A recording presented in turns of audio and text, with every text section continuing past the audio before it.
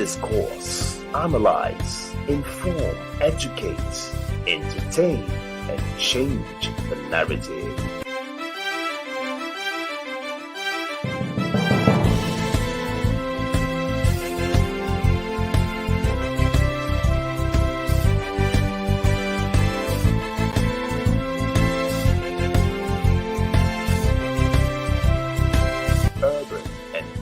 Trends in Africa, changing the narrative. Hello and good afternoon. My name is Robert Opara. Welcome to UBTA, Urban and Business Trends in Africa. A unique program, a unique package that's been on the cards for almost 11 months.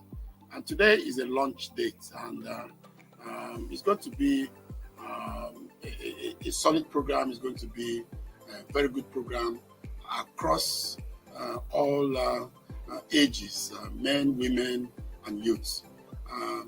But before I continue, I want to introduce, my colleagues, and of course, Ngozi Bell is in the house, and Okezua Bell is also in the house.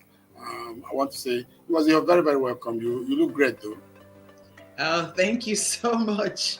I just want to say welcome, everyone. Today is the day that we have all been waiting for. It's the Urban and Business Trends in Africa inaugural show. So thank you, Robert, and hi, Okezue. And of course, hello to our Africa diaspora and international teams. Looking forward to the discussion today. Yes, hi, everyone. Welcome to UBTA. So excited to represent the Nigerian youth as well as the African diaspora youth as well, and get to discussing some of these very interesting both problems and solutions. Okay, so that would be a major top responsibility representing the youths of Nigeria. That's a whole lot of burden shoulder you're carrying on that shoulder. And so it's going to be a unique package. And of course, you know you're tough, you know what to do, better than anything else. I would like to take a short break. By the time we come back, we'll start the program, strongly. Hello, everyone. Welcome to UBTA Television Live, where the conversations are about you and I. You're welcome back. And of course, like I had earlier said about this package, this unique program, let Ngozi open up, this floor and unveil all the stuff that we have on this brand new program. Ngozi, go ahead and unveil it. Absolutely, Robert. So let's get into it. So again, welcome to UBTA TVs. Today's program is actually about economics and society. So we'll be talking about food economics and some of those socio-economic and socio-political issues that surround food. So the first question we're going to ask is, what is food economics, right? What is food economics? So Robert, I think what we discussed is food economics are principles, techniques, modalities, and all the things related to food production, food consumption, access, availability, quality, management, markets, and distribution. So anything that concerns food and its movement is Africa. And one of the things that we promise you is that when you come on this show, you're going to learn something new each time, right? So food is on our minds. Robert, what did you have for breakfast today? I had bread and egg and coffee and stuff like that. Yes, that's what I had. Okay, well, lucky you. I had I think a cup of Milo actually. So I started with just a cup of cocoa this morning. So one of the things that we say here at UBTA is if it's about Africa, then it's UBTA. It's on UBTA. Absolutely. And honestly, Robert, food is about Africa, right? Our Africa food system is extremely crucial to the success of the continent, right? So let's just do some baseline and just talk about some of the misrepresentation of food economics in Africa in general, right? One thing I do want to start with, Robert, is that Africa is home to a diverse range of food cultures and cuisines. Isn't that? Sure. Right? Africa's culinary influences, go everywhere in the world. So whether you look in the Americas or you look in Asia, you look in Europe, you look in the Middle East, even in Australia, Oceania, the influences are there. However, there's a paradox, right? Some regions within Africa are adequately resourced, while there's some that suffer a high level of food insecurity and malnourishment. So we have to talk about that. We have to look at those statistics, and we have to proffer some information on how we fix that, right? So, Robert, I was doing some research recently, and I just think this is so important. We say in UBTA, you must learn something, right? One of the things I saw, let me look for my information so I say it right, is that by 2022, the data shows that 140 million people, about 10% of Africans, are food insecure. Right? That means people who have cannot get access to food on a continuous basis, cannot get access to nutritious food on a continuous basis, cannot get access to enough food on a continuous basis. So that's what food insecurity means. But 10%, about 10% of the 1.4 billion Africans are food insecure. This is 2020, so very, very recent data. But guess what? This is from the World Bank News, by the way. And I'm hoping in the future, we'll start generating our own data. But the thing I wanted to say to you about that is that in Asia, 520 million people, 12% are food insecure. So in absolute terms, Asia has more food insecurity than Africa. Now, don't get me wrong, Africa should not pat itself on the back. This is not a race to the bottom. But it's sometimes good to put the facts on the table. So I think the next thing that we can talk about is, what's happening up and down the food system, what is happening with respect to peer-to-peer leadership in this area. So I've looked at some of the usual suspects: poverty, education, urbanization, infrastructure. What have you seen on that, Robert? What do you want to add to that with respect to some of the usual suspects that we accost, from an Africa standpoint when it comes to food insecurity? And when we say food system, let's be careful to talk about both the positive and the negative. But on food insecurity, it's all the stuff. It's about poverty, it's education, it's urbanization, it's infrastructure issues. And then on the downside, right, on the downstream rather, you start looking at things like climate change, land degradation, agriculture policies, market instabilities, conflict. So why don't you share some of the things that you've seen and you've read about for our audience to contemplate? As a governance buff that I am, I know about poverty issues. I know about so much hunger across Africa. I know about so much hunger here, even here in Nigeria. Talking about it basically. But at the end of the day, it's part of government responsibility, and because every government in Africa that cannot support the citizenry, any government in Africa that lacks the knowledge about the hunger process and indecency in their home country, for me, they are not actually fit for purpose. So as far as I know, if you want to bring it down to brass tacks here in Nigeria, there's so much hunger.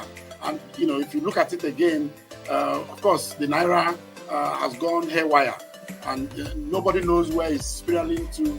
People are hungry, going to the banking halls. People are crying. Some of them are tearing up their shirts and all that. You can't have a government when you don't plan very, very well. It's quite embarrassing. It doesn't matter how much billions you've spent in redesigning the Naira. If it does not have any worth in somebody's pocket, then that government should look themselves in the mirror and ask themselves questions. Are we doing the right thing? And if we redesign these Naira notes, and at the end of the day, Nigerians cannot even, right now, if you go to POS right now to go and even get 5,000 Naira, it's like going to heaven without preparing for it anyway. So all I'm saying is that African governments, the system of governance in Africa should look at the poverty rate that exists in the system in Africa, and it does not matter how much you plan for your budget, you don't know, and all that. The most bottom line is that you will have to use governance structures across the local government and state and different strata of governance process to ensure that those that you are are supposed to be looking after as indigenous of your country, they will have to be the people that need to be at peace with their minds. Right now, Nigeria is going haywire, and a whole lot of other African countries are not meeting up on the hunger issues and issues around hunger and all that stuff. So that is something that African leaders will need to reprogram in their heads and all that stuff. So because I'm a bit worried about what's going on in Africa. I'm a bit worried about what is going on in Nigeria, especially because if you cannot feed your kids, then that's an irresponsibility on the part of parents. And of course, if the government that is in place cannot also do what they need to do to support parents, give them jobs and all that stuff, there's also a serious problem. So Ngozi, that's my worry for now, basically. Wow, you've gone right to the ugly side of the food system, and I don't blame you because it's extremely important. One of the things I want to actually get off my mind as I was listening to you, as you talked about some of these socio-political issues, is the way people look at it though, right? There are two camps. There's camp one that says that, Africa is synonymous with poverty. Because, we talked about that. There are people who all over the world, when they think Africa, they think poverty and everything that comes with it. And then there's camp two. Those are those people who believe that, Africa is not poor. That, in fact, Africa is the richest continent on the planet today. That the biggest issue Africa has is misappropriation. So you sort of touched on both issues. I believe our take here at UBTA, in light of what you said, is that, Camp 2 is absolutely right. Africa is probably the richest continent, undeniably, on the planet. But the consequence of misappropriation of resources is poverty, and in some cases, abject poverty, right? Because of bad governance and all the things that you mentioned, and that this is so hard to recover from.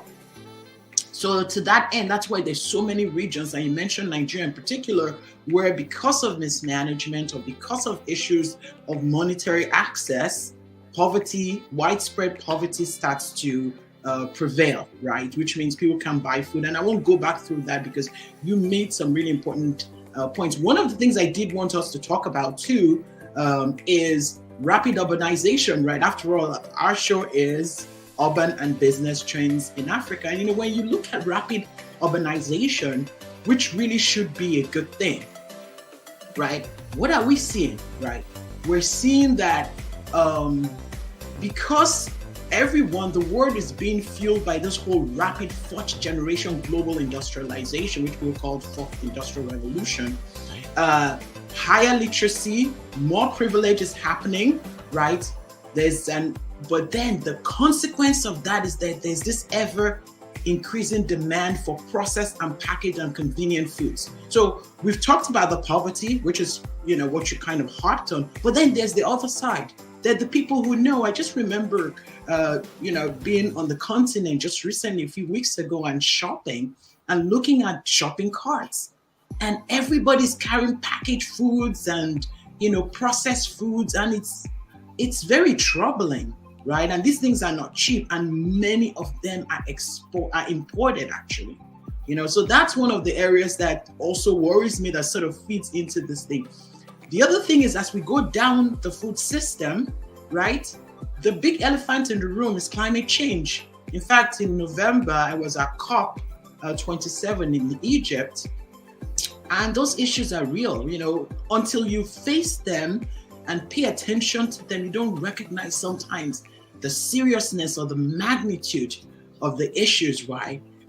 For example, did you know that in the 30-year period of 1991 to 2020, Africa warmed faster than the global average temperature over land and ocean combined. That's a huge deal. That means climate, that means weather changes, right? Then we had the dilemma of all the heavy rains, flooding that happened in the Sahel, in the Rift Valley, the Central Nile catchment, Eastern Africa. So you just had all these issues compounded. Then on the other side, in direct contrast, dry conditions. We had the Gulf of Guinea. We had so much drought in Madagascar, in Ethiopia, in Somalia. These things now triggered humanitarian crisis. So, of course, climate issues are not unique to Africa. It's happening all over the world. But the point is, when an economy is already stretched, right? When there's a lot of misappropriation of resources, when these things happen, it's hard to respond. Now, it's also necessary that Africa demands of the world economic recompense, because some of the things that cause climate changes are not because of things that Africans have done, but things like that the rest of the world has done. So those are some of the things that I think are important to note. Then the other thing, Robert, I think we should touch on quickly, because I know we're going to be bringing on the tech folks to talk about some of the technology, is around food trade, imports and exports. You know me, I'm a numbers person. I love to look at the statistics, and I just want to say this real quickly, and I'll throw it back to you. Robert, what we see from the research we've been doing is that countries responsible for the most imports of goods, which is food goods, by the way, we're not talking of goods in general, about 50% Egypt, 15% Algeria, 12%, South Africa, I think 9%, Morocco and Nigeria at 9%. These are the countries that are doing the most imports. The top places that they're getting these imports from, these are food, basic foods, and we'll talk about what we're importing. India, Brazil, and the EU. Guess what we're importing the most? Cereal, edible oils and fats, livestock products like milk and dairy, sugars, just commodities. These are all easily 100% replaceable. That will speak to some of what we talked about affordability and that. But then it's not all bad news. Remember, we can't talk about, say, in UBTA, people must learn stuff, right? Food imports in 2019 was about 43 billion. They're saying by 2030 it will be 90 billion. The biggest things that Africa imported, almost 100% wheat out of Russia and Ukraine. Somalia imported 90% of its wheat.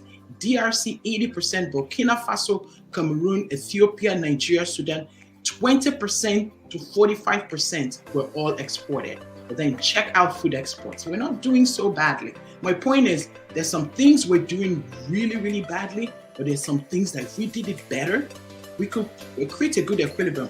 So food exports, this is Africa exporting its own food either to, outside of the continental region. I think it was $35 billion. So we imported 43 billion, we exported 35 billion. The top foods we exported, of course, cocoa, 19%, fruits and nuts and the peels of fruits and nuts, 17.5%, and things like fish, crustaceans, aquatic animals, 9%, and then coffee and stuff like that, 8%. Guess the guys who are doing so well: Cote d'Ivoire, Kenya, Ghana. They had a net agricultural surplus of $5 billion.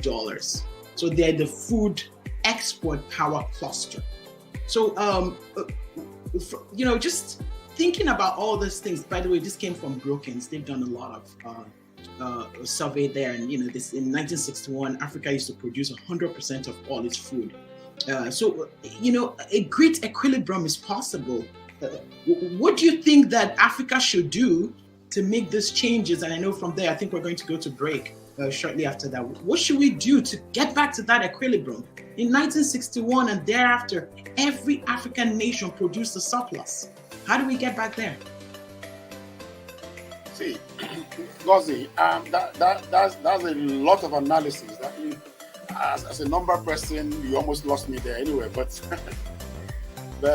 see, the bottom line for Africa, the bottom line for Nigeria, and the bottom line for the rest of the world is that every nation must have the capacity to feed their citizenry. That's number one. Number two, and every nation, just like Nigeria, should be able to keep tab on what they are importing and exporting, basically. But for all I know, without going through these numbers, it's important that Nigerians will have to rely on the governance structures of the government that is running the show in Nigeria. Because at the end of the day, unless people can raise their hands and say, I want rice, I want to go to the market to buy my rice, I want to buy beans, I want to buy onions, I want to buy pepper, and also I want to also get livestock and stuff like that. And unless there are parameters, unless there are structures that the government of the day has actually put in place to ensure that those that are eating chicken, those that are eating goat meat, whatever, that at the end of the day, they are not going to just say, okay, the only thing that is available in the market today is goats. The only thing that is available tomorrow is chicken. And then what about the rest of the livestock? What about those that don't want to eat chicken, those that don't want to eat beef? Because of the high cost of these products, or rather livestock out there in the market, what would they do?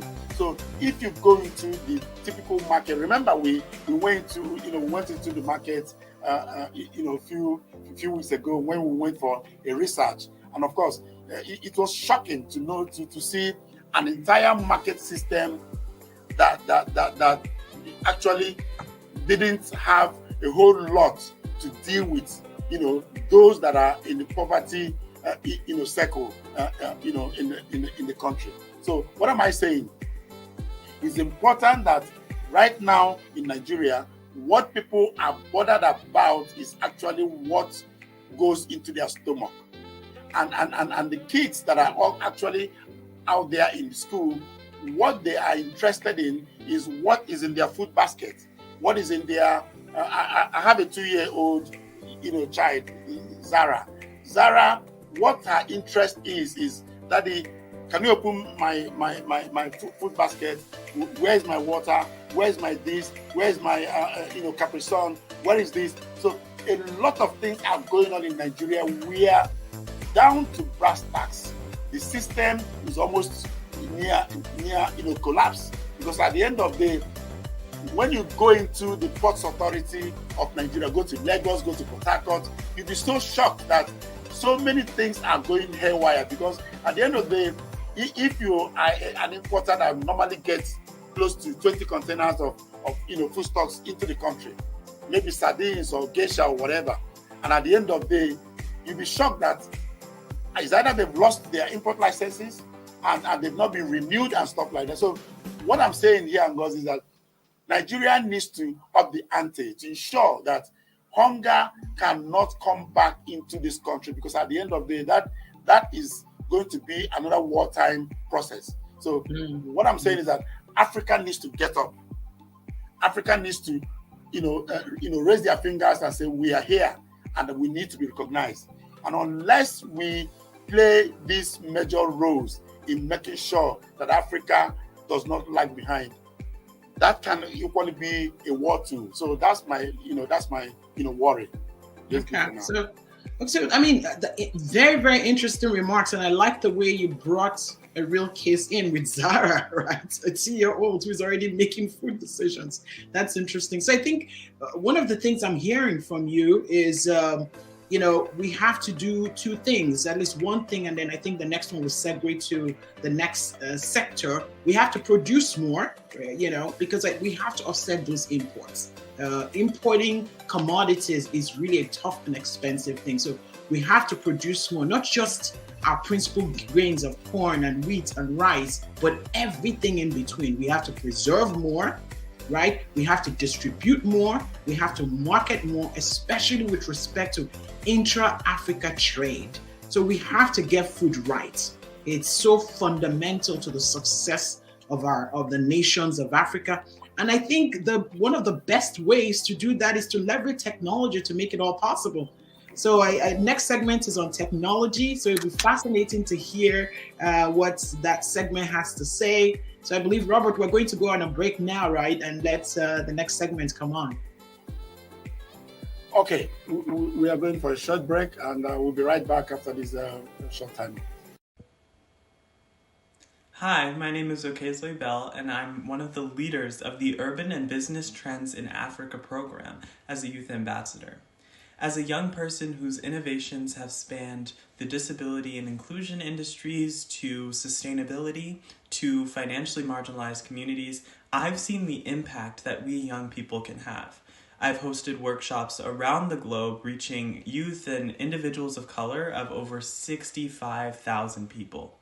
And so because of this, I'm so excited to join the UBTA program because I think it's vital that we engage youth in some of these really important conversations regarding the social issues that rage rampant in our world today, from climate change to poverty to social justice. And by eliciting responses from these youth and engaging them in conversations, we are sure to build a better future. So I'm so excited to partner with UBTA to engage the youth of the African diaspora, and particularly the Nigerian subcontinent. As entrepreneurship and innovation continue to rise, we can create an impact. Hello, everyone, Welcome to UBTA Television Live. where the conversations are about you and I. Welcome right back. I want to bring in my brother, Okezwe, to come and tell us about his plans and his colleagues' plans to talk about technology in Africa. Okezwe, are you in the house? Please show your face. Very welcome, my brother. Hi. I'm sure Ngozi needs to also be around because Okezwe is one of the best in this system. And so, Okezwe, go ahead and let us know the plans of your segment to market this segment to Africans and to Nigerians, and why should they be listening to all of us? Yeah, and Okezwe, we're talking food. So you've got to let us know what technologies we have to do to make food available to the entire continent of Africa. Yeah, so today we're going to be jumping into agricultural and agriculture supporting technology. Right now, there's been a lot of innovation regarding sort of how we produce food, our current protein supply chain system, but also auditing the existing infrastructure for agriculture in Nigeria, whether that be on-ground farming or industrial agriculture, and seeing ways in which we can make it more sustainable and also more accessible to the general populace. We're seeing extreme diet changes actually occurring in Nigeria, with obesity rising at a rate of around 2% annually. And also we're seeing these dietary changes occurring just at a market level. So consumers are purchasing less healthy options. I'm sure either Robert or Ngozi could cite to this, but it used to be a time where you would go into a market and simply pick out a fresh fruit or fresh vegetables. But now people are getting packaged and processed goods, which only contributes to heart disease, which is the leading cause of death worldwide, and a myriad other health conditions that result from bad dietary considerations. And we can look to the US actually as a case of this example. The US is currently one of the leaders in processed food consumption, and we have the highest obesity rate globally. And even beyond that, we have one of the highest heart disease rates, with coronary artery disease, or CAD, being one of the leading causes of death worldwide and one of the major reasons for heart attacks worldwide. And that's largely caused by a buildup in cholesterol and fat, which, as we know, are a direct result of processed goods, which contain extremely high levels of sodium and other flavor enhancers. And so because of that, it's really vital that we not only audit and change our existing agricultural systems, but we also develop entirely new pipelines to developing food and really transform the culinary landscape of Nigeria while keeping the delicious culture that we have. Okay, so you said something, you've mentioned Nigeria 2 times. Is this a Nigeria issue or an Africa-wide issue?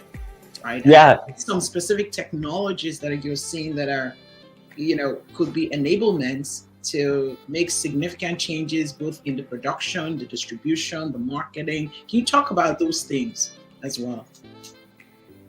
Yeah, definitely. So I definitely say that this is for sure an Africa-wide vegetable or Africa-wide issue.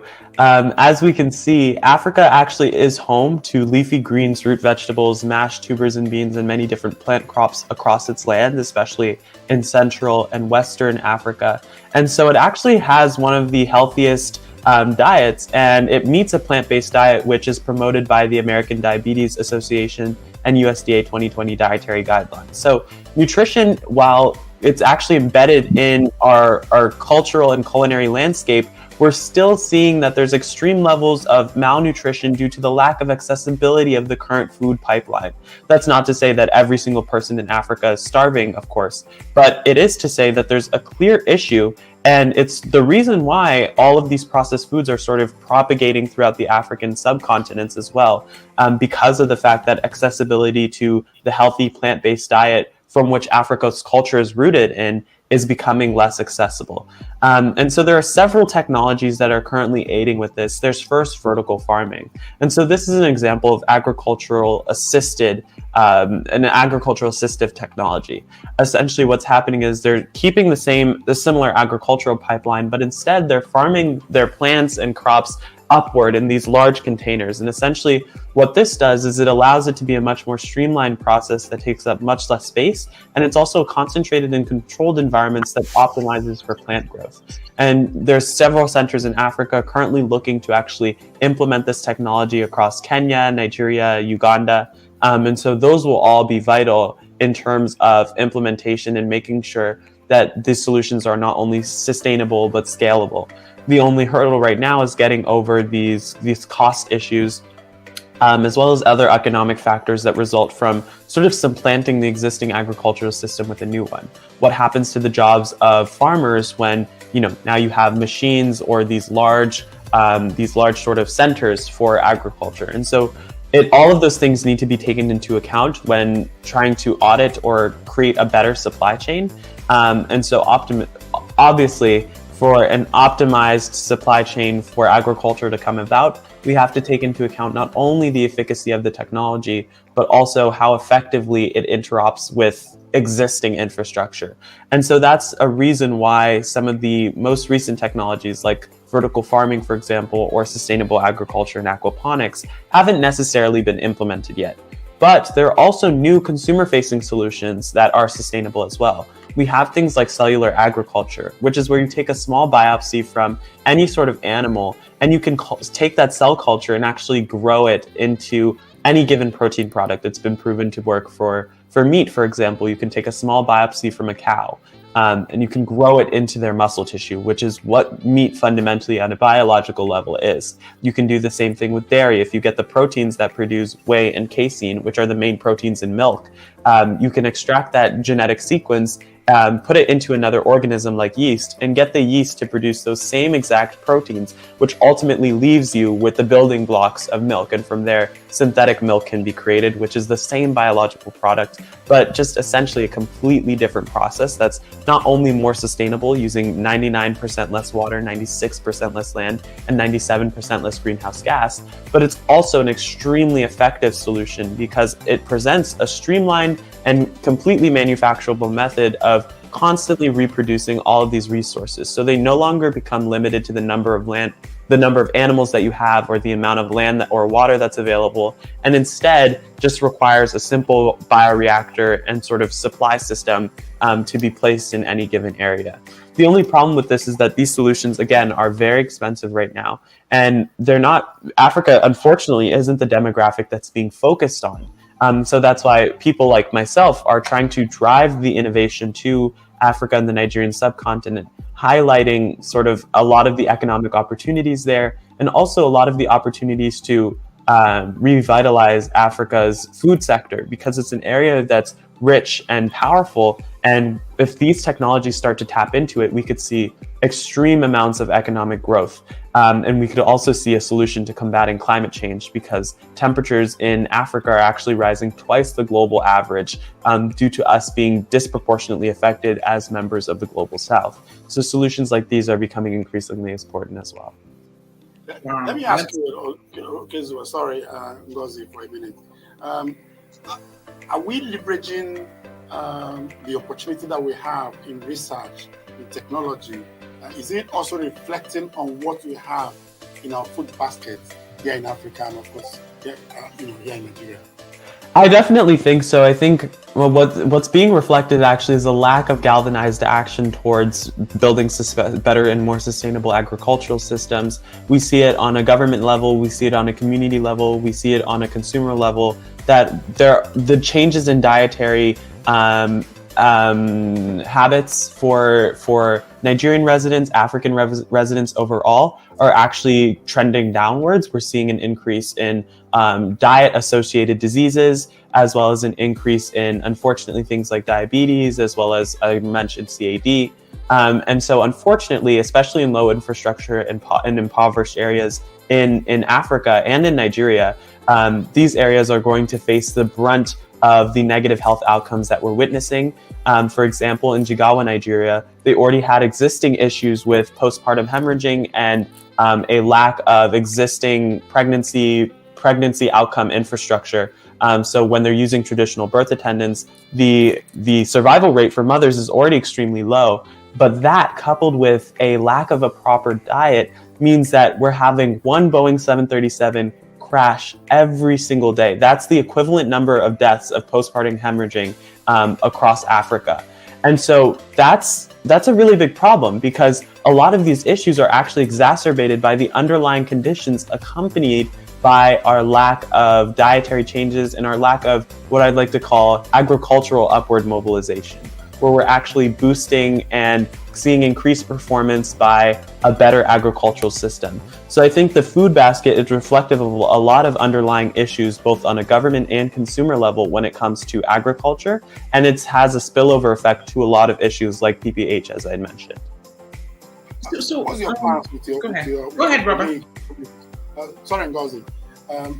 What are your plans to make your program, this program, the information that you're providing, how do you intend to make this in a one-stop outfit for people, agriculturists and farmers, to leverage on all the information that you're pushing out, so that it doesn't end up in a theory basket, and it will end up in somebody's farm and somebody's bank and all that stuff, so that will also help Africa, help Nigerians to be able to raise the funding, to be able to fund what they need to do to push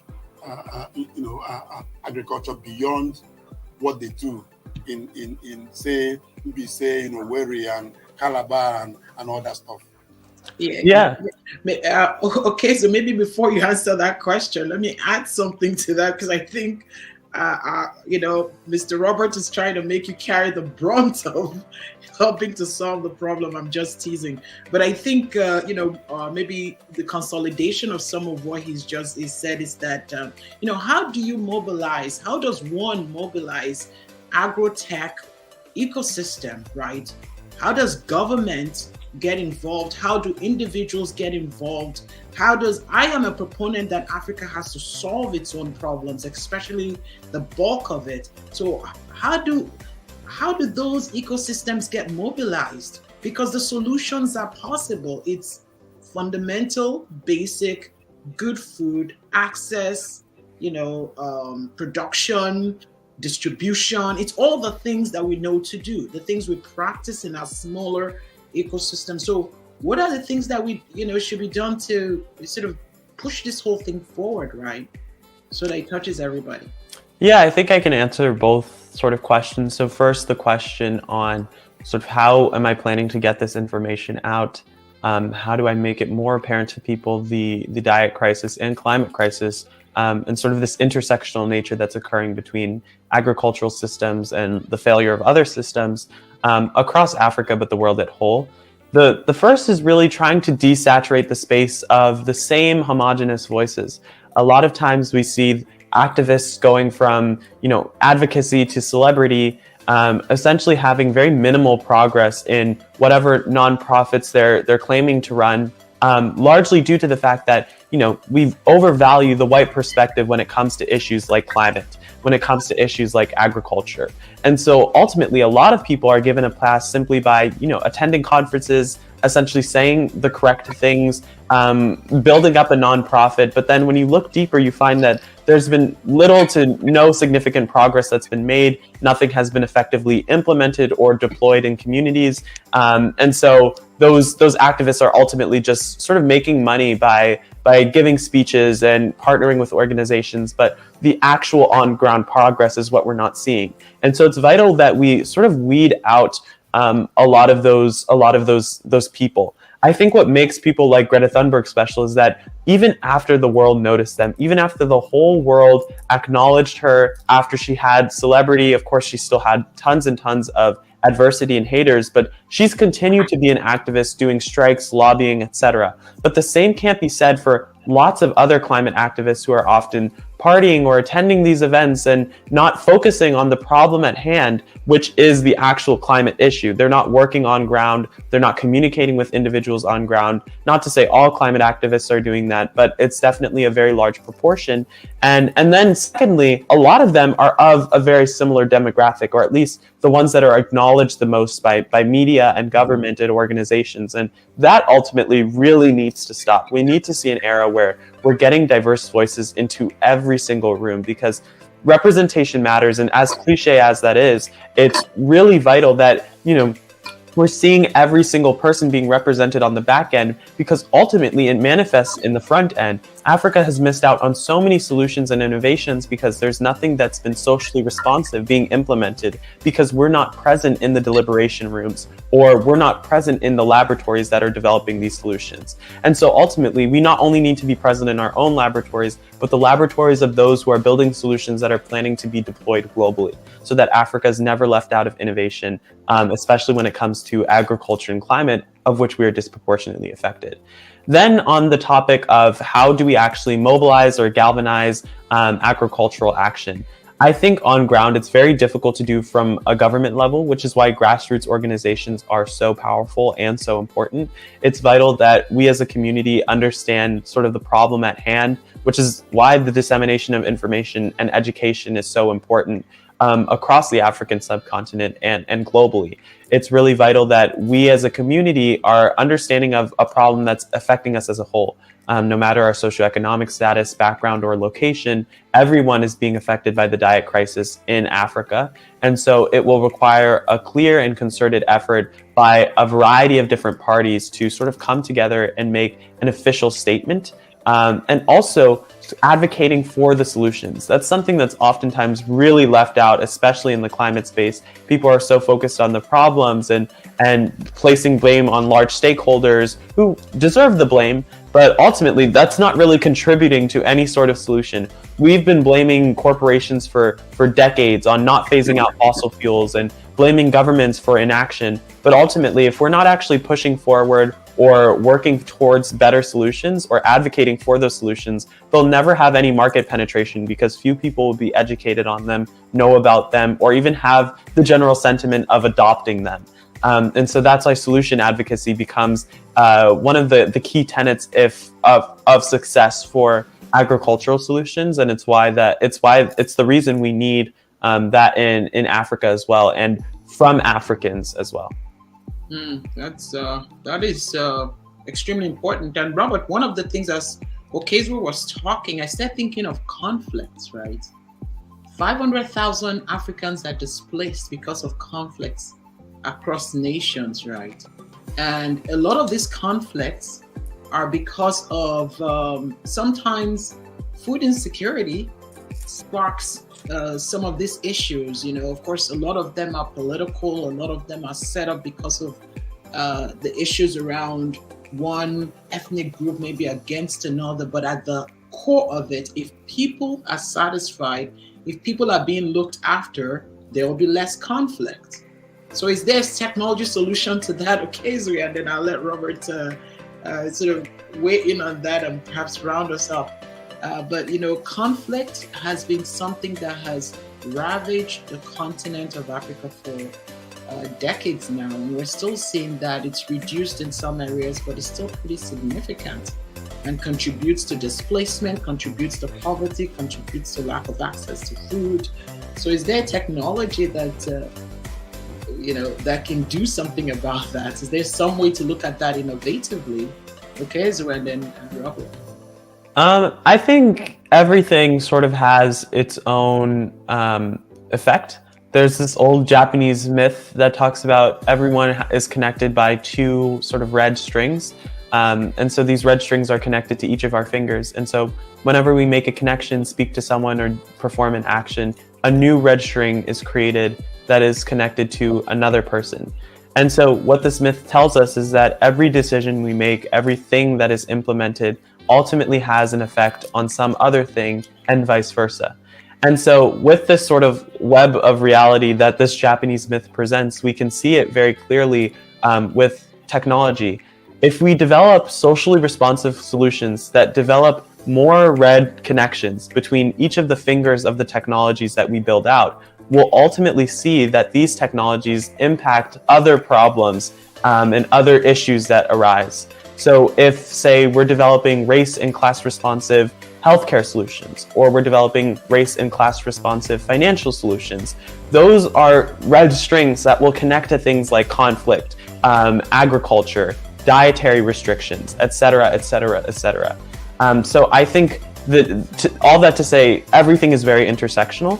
And so there's not going to be one singular climate solution that eliminates something like conflict, which, is ultimately very rooted in emotional access, and also it's mostly an emotional response, as well as a response to an action of another group. So that's essentially uncontrollable and nearly impossible to mitigate. But conflict is typically a result of economic scarcity. And if we can reduce that economic scarcity across industries and across different areas through socially responsive technology, as I keep mentioning, then we'll see a reduction in it. We'll see a reduction in the spill out problems as a result of conflict, like poverty, like food insecurity, like water insecurity. We'll see increased access, economic growth and activity. We've seen it in the US when the US has won wars and now we're no longer in conflict. Aside from COVID-19, the economy was pretty much booming before the recession that resulted as a result of the pandemic. So if we can reduce the number of sort of non-surprising events, things like conflict that arise from some clearly indicated cause, which is just a result of improving across sectors like agriculture, for example, then all we'll have to worry about are these exogenous events that affect the economy, things like pandemics or global disasters that, aren't necessarily controllable or within our realm of expectations. But if we really focus on the correlations and the causations that lead to issues like conflicts, for example, or wars, addressing those root causes means that we can develop better solutions. And to tie it back to what I had said initially, everything is intersectional. So if we're innovating in one area, we're essentially innovating in every other area, because that one area that we're building towards has red strings that connects to all of them.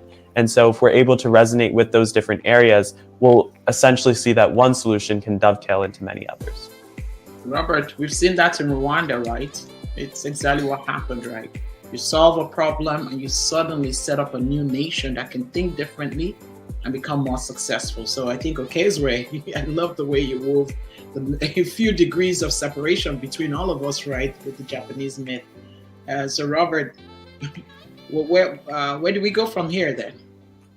I remember Bill Clinton, when he was the US president, he says, it's the economy stupid, really.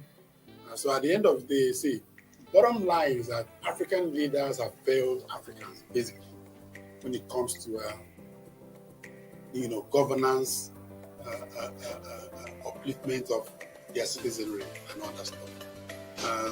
If you look at what is happening today in Nigeria, I don't know the last time you spoke to somebody in Abuja, in Lagos, anywhere, about the going storm things that are happening on the streets of Nigeria, and let them walk into the banking hall and see the typical failure of a system, that lacks planning and never envisaged that something horrible like this can happen.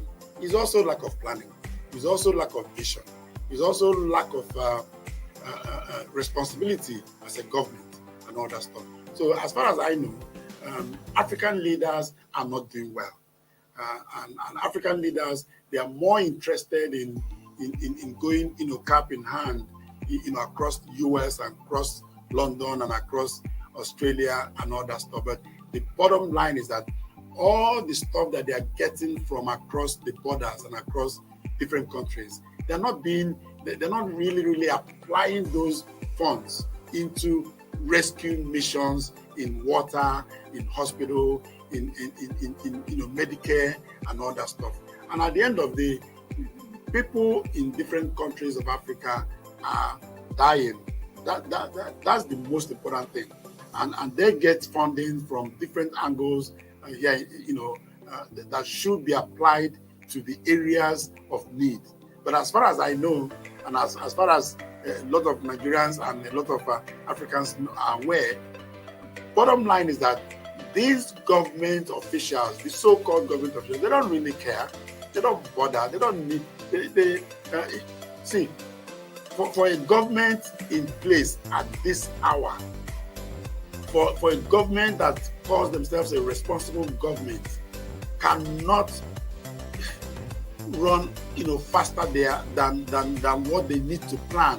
Because at the end of the day, you want to change the naira, the color, whatever, whether it is blue, whether it is pink, whether it is green or whatever. Bottom line is that you need to do this thing in a sequence that Nigerians cannot suffer.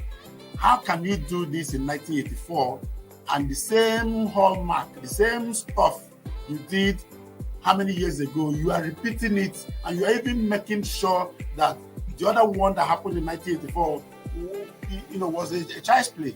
Now Nigerians are aware that you can't do what you want to do in 1984 and fast forward it to 2022 and 23 and all that. So where is Nigeria going?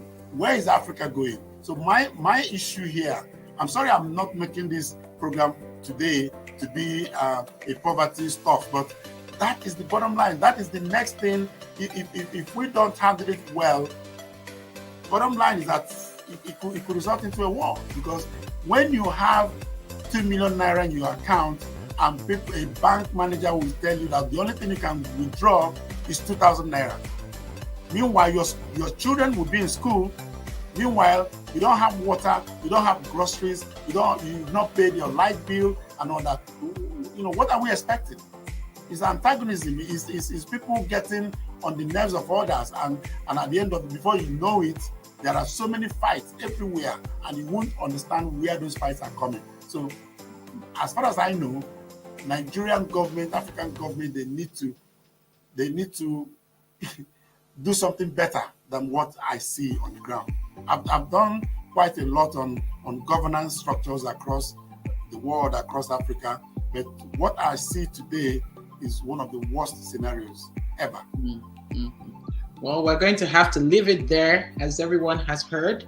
Our hope is that we will take this wonderful continent that is food rich to one that can produce more, that can conserve more, curb food loss, food waste, organize better, so that this amazing continent can be better fed to contribute to the next generation. So we look forward to our show next week, where we'll be talking capital H, right? We'll be talking about the African human resource. That ought to be exciting.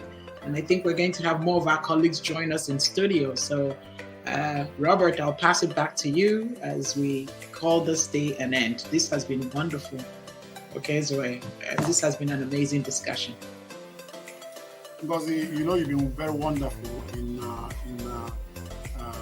getting this thing where it is right now. Matter of fact, even my brother here and Moses and every other person that are stakeholders of this UBTA.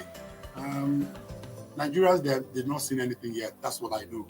From the way we've been working, from the way this young man has been reading out his figures and technological know-how and all that in conjunction with Moses and all that, I strongly believe in my heart that this program will be an innovative package that will actually change a whole lot of lives and a whole lot of narratives in Nigeria and Africa.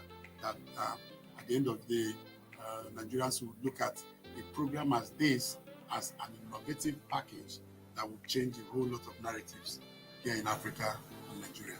On that note, I want to say thank you guys for being part of this. And of course, Ngozi, I'd like to thank you, say you've been wonderful in packaging this program. Occasionally, you've also been wonderful.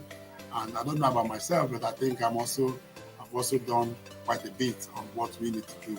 And my brother that is not here today, of course, I'm sure he'll be here by next weekend, so that we can now push this narrative further. On that note, I want to say thank you for being part of this today. God bless you.